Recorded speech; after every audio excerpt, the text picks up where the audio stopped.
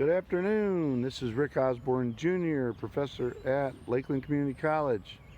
And today I am at the Marsh Nature Center in the Nature Preserve out here in Grand River.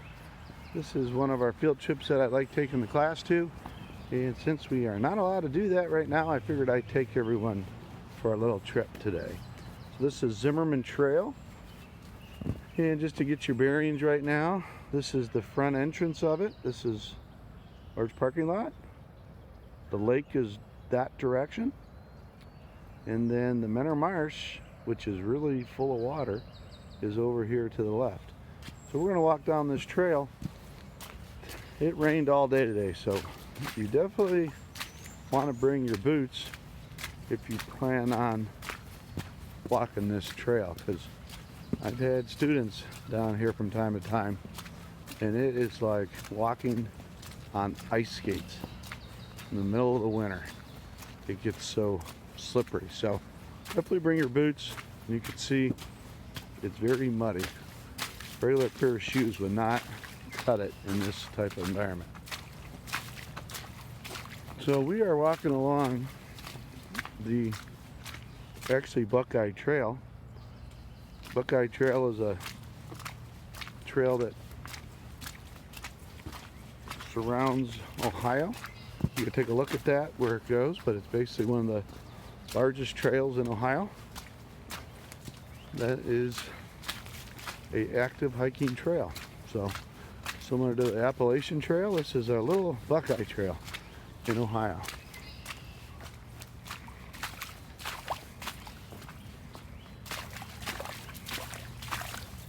So I was using a GoPro that my daughter, Tatum, let me use and borrow today. Thank you, Tatum.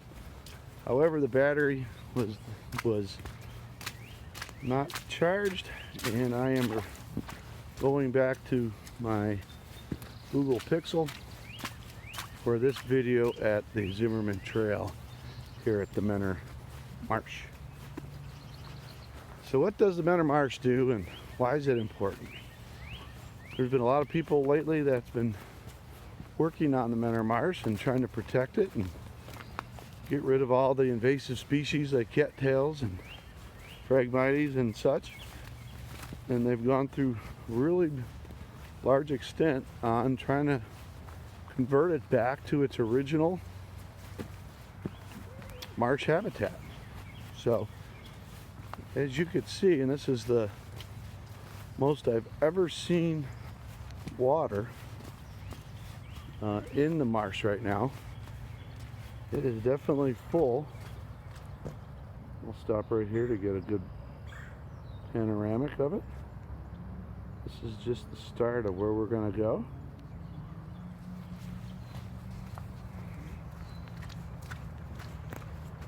And what this marsh does, it protects the lake. It acts like a kidney in its own little way that prevents any pollution going out in the lake. So any type of storm runoff, any type of pollutant that might be coming out of the streets or the salts, anything like that that might be traveling, this would basically collect it here before it would go out to the lake. And it is one of the largest ones in the United States, and it is very important ecosystem that we need to protect and we need to maintain so we can enjoy it and so our kids can enjoy it for a long time. So I'm just gonna walk down the trail here. Again, this is our normal route that I take the students at Lakeland. Usually right here, they're usually not too happy because they're real muddy, and it's usually dark because class doesn't start till 5. By the time we get out here, it's usually around 6. We go to see the Lake Erie, and then we're here. But you can see some stormwater actually, because we had a nice rain event today, filtering off the housing areas and into the marsh here. I always like walking in the rain because you see a lot more things that are different than a nice dry hot day.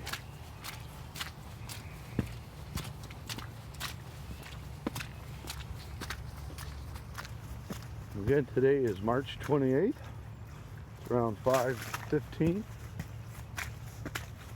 And we are in the Marsh right now.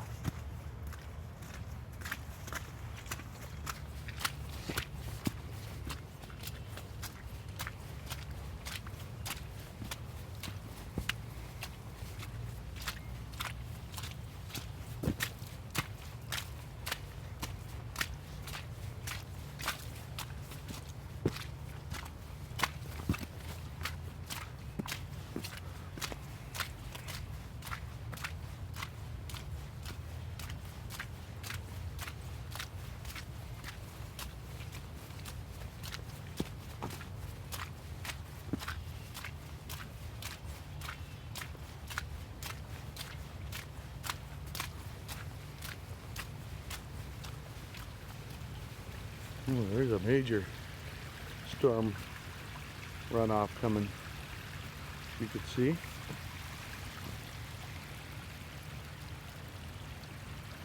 A lot of water.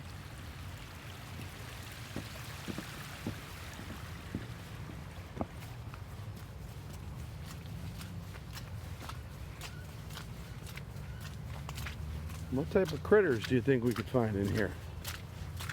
Well, we have seen turtles, we have seen snakes. We usually see deer. Definitely turkeys. And hopefully we might get a glimpse of a bald eagle, which is roosted up over the marsh here. There's actually a real nice nest. You can see the nest off of Route 44 coming in as you drive north.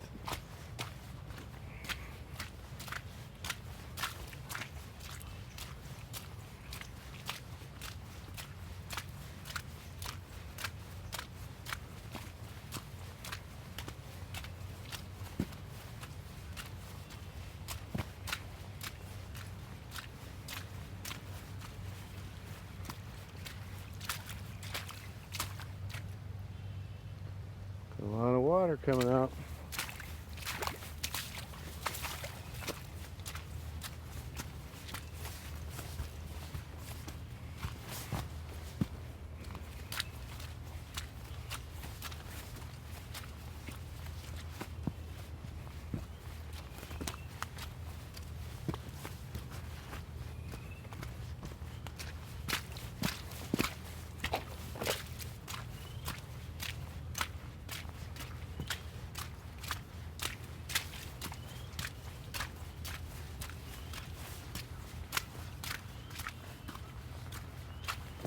There's some geese in the background.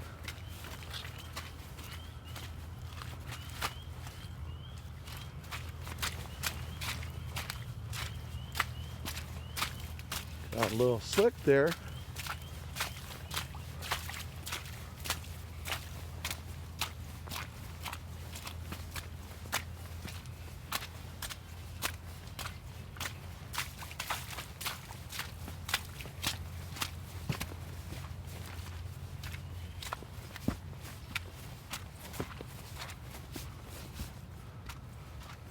All right, get out of some of that wet area.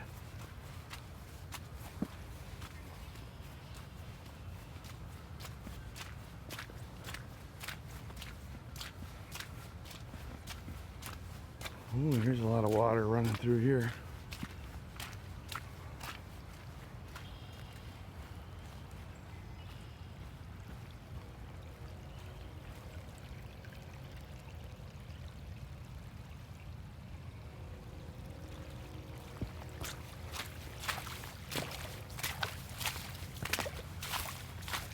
Look at that big tree.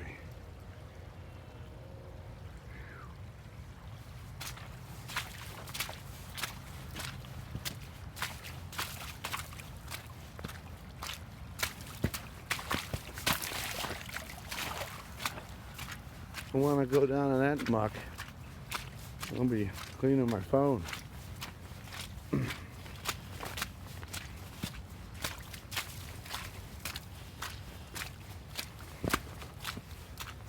Well, it's starting to warm up a little bit. And really no wind at all where we're at right now.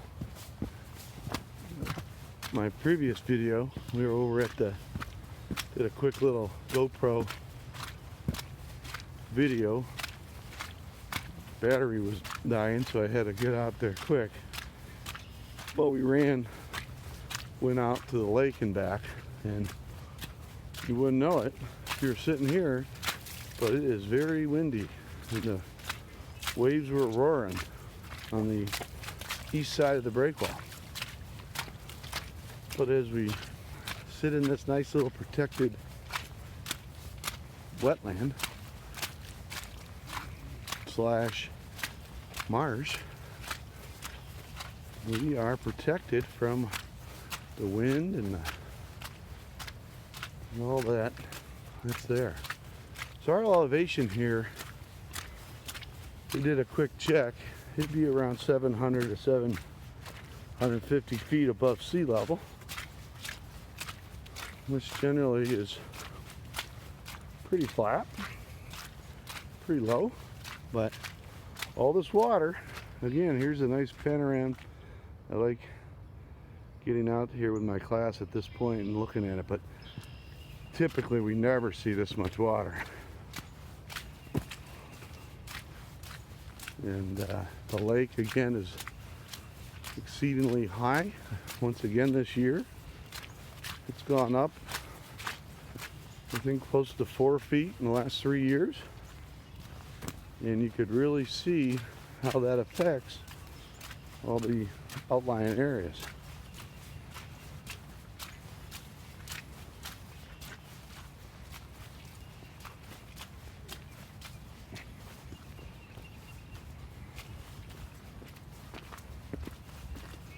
So the hope is, once we get some of this water out, some of the native vegetation that's in the seed bank will come back here and really thrive.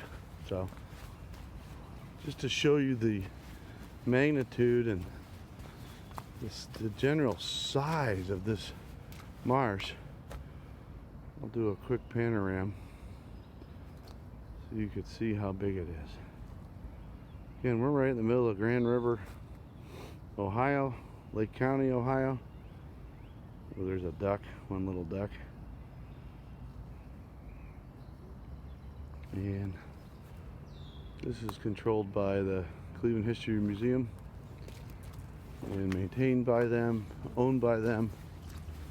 And if you wanted it to stay on this trail, again, the Buckeye Trail, this would take you essentially over to Corduroy to the visiting center. We could definitely spend a good day out here checking things out. And there's a little mallard landing.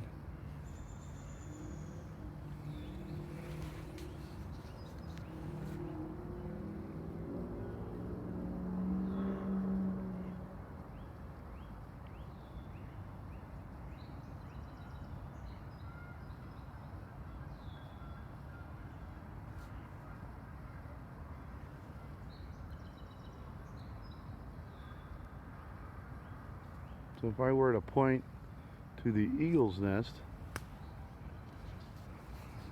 okay, I'm going to center it right between those two trees there. And I'm going to zoom in a little bit, and you can see it way, way out there. Looks like a bowl. That is a bald eagle's nest. One of two that I know of right here in Lake County. I know there's more, but you can see how far away that is. But these or the pair of bald eagles there are perched up over this marsh. It's their little domain, and they just come in here and feed on whatever they can find, I'm sure. Whether it's fish or any other thing they desire.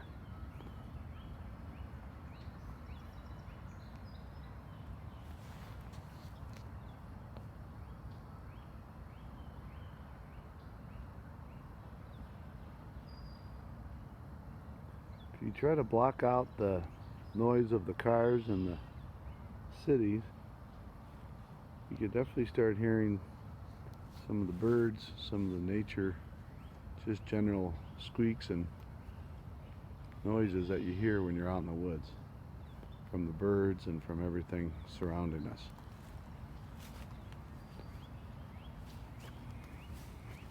So as far as species of trees that we have here, we have a number of maples, we got oaks, there are some cherry trees that we could see. Pretty good stand of woods. And what we're going to do now, instead of walking down in that trail we came up on that was real wet, I usually like taking the class up along the ridge here, just so you could see a couple of the features that you could find out here in the woods. And this is usually where we'll see some deer, so let's see what we find. See, we're up real high.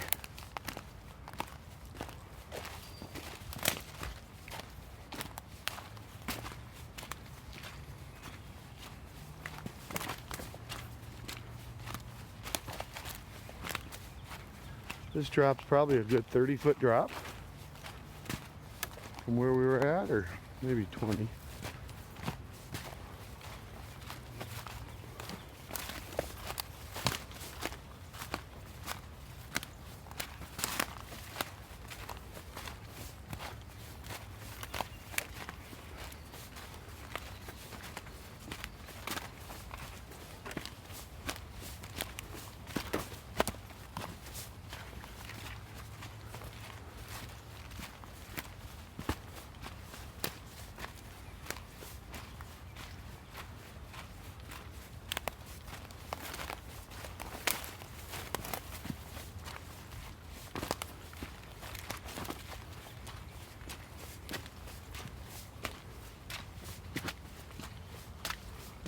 So you might ask, well, what kind of geology are you finding in the Menor Marsh? I mean, aside from a few glacial erratics that are floating around here, there's a couple right there. Well, we're looking at a lot of things. The hydrology, we're looking at the soil that's here. We're looking at stormwater runoff. We're looking at a lot of different aspects of geology, not necessarily just hard rocks like shales and sandstones. We have plenty of those here in Ohio, but just not right here.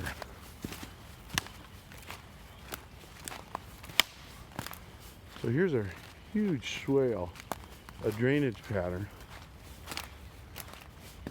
We actually saw this coming in, and we saw, water flowing pretty good through it because of the recent rain that came in today. During this typical day in the summer, there's really no water to be found here, but you can really see how this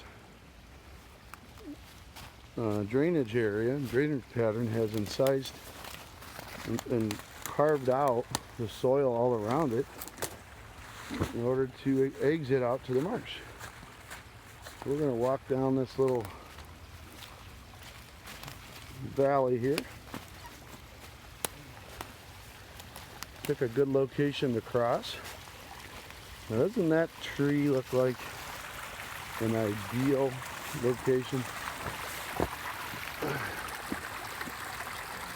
Probably going to be pretty slippery. So I will definitely take my time. Alright, we made it.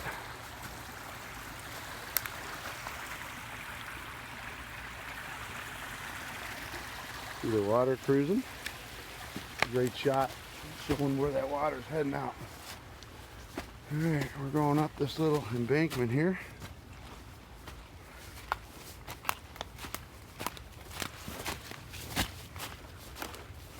got my walking stick, and since I don't have my GoPro, I pretty much can't hold a walking stick with me holding the phone.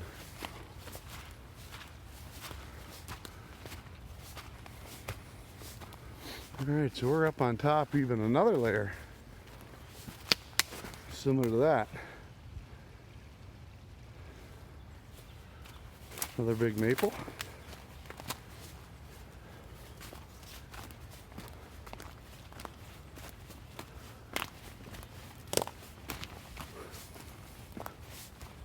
Boy, does it feel good to be outside walking.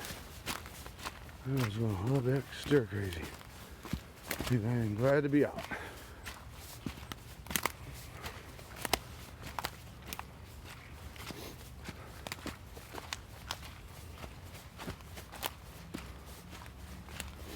Alright.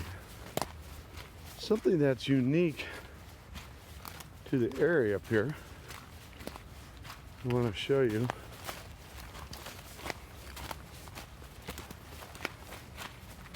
Again, we're just on top of the ridge here overlooking the marsh. We're up another 20 feet from that original trail. Haven't seen any deer. Haven't seen much of nothing other than some, or hear some birds, but most of this stuff is still hibernating and not ready to come out yet. We probably spooked all the deer.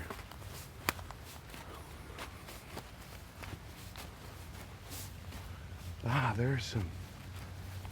Just saw traces of deer that just went by. Alright, I don't know if you saw that.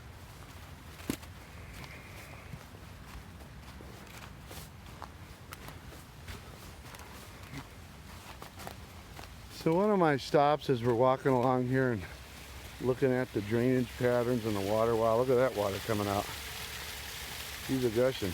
Those old tile are all washed out. Is one of the original homesteaders here are buried at this location. So, more of that. So here is the tombstone of Martha, and this is a little area that supposedly she's buried in. So this is sort of weird when you're walking along here and then all of a sudden you see this little enclosed cemetery right in the middle of the woods. But in any event, God rest their soul. Alright, so we're going to keep going. You know, normally if we're in here later in the year, this isn't as easy as walking. This is a lot more overgrowth, a lot more thorns. And when we come back through here, you can see these thorns ready to pop. It's always a little harder than I want to